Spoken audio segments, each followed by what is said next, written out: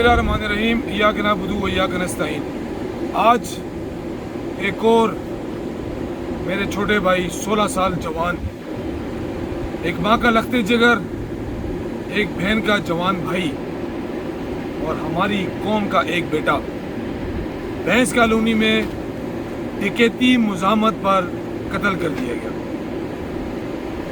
मैं पूछना चाहता हूँ सिंध हुकूमत से, क्या वजह है कि नौजवानों को ख़ास तौर पर टारगेट किया जा रहा है और सिंध हुकूमत और हमारी कराची पुलिस बेबस नज़र आती है? क्या वजह है कि हमारी पुलिस और हमारी मौजूदा सिंध हुकूमत इस डकैती मुज़ाहमत के रेशियो को कम करने में नाकाम हो चुकी है? आईजी सिंध साहब, आप फरमा रहे थे कुछ दिन पहले कि हमने स्ट्रीट क्राइम्स को काफ़ी हद तक कम कर दिया है। बड़े अफसोसनाक स्टेटमेंट है आपका ये।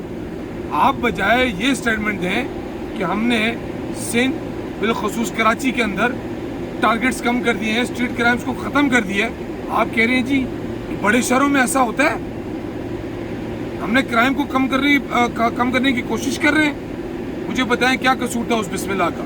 बिलावल, आपसे सवाल है मेरा, मुझे बताएं किस मशीर या किस मिनिस्टर के ऊपर जो है इसकी FIR काटी जाए? क्यों ना हुकूमत सिंध के वज़ीर आला के ऊपर इसकी FIR काटी जाए? क्यों ना आपके ऊपर इसकी FIR कटवाई जाए?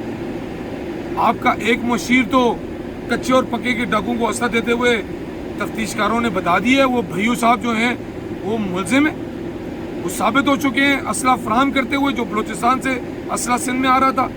क्या कार्रवाई की आपने?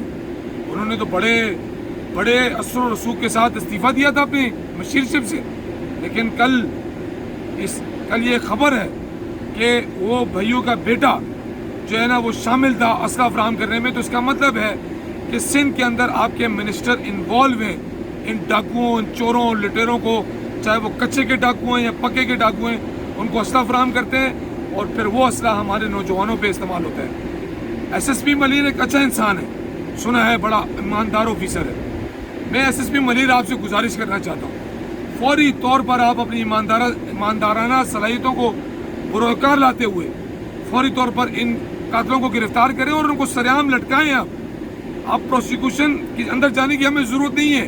अगर वो साबित होते हैं कि वो कातिल हैं इस बिस्मिल्लाह के, उनको लटका दें। सर, मेरी आवाम की तरफ से आपको गुजारिश है, जब तक आप ये काम नहीं करेंगे ये चोर और डाकू इस तरह आज़ाद घूमते रहेंगे। मुझे नहीं एतबार एडिशनल IG कराची पे, मुझे नहीं एतबार IG सिंध के ऊपर, और मुझे नहीं एतबार इस हुकूमत सिंध पे। आप अपना असर और रफ़ू इस्तेमाल करें और मैं तमाम जोन के DIG से और तमाम डिस्ट्रिक्ट के SSP से गुजारिश करना चाहता हूँ, खुदा के लिए ईमानदारी के ऊपर और कानून के मुताबिक काम करें, अपने अकाउंट की गुलामी करना छोड़ दें। आप गैर सियासी हैं, गैर सियासी रहें और हमारे इन नौजवान तबके की हिफाजत करें। यह आपकी ज़िम्मेदारी है, आपके SHOs की, आपकी DSPs की और आपके नौजवानों की ये जिम्मेदारी है इन शहरों को तहफ़्फ़ुज़ फराहम करना।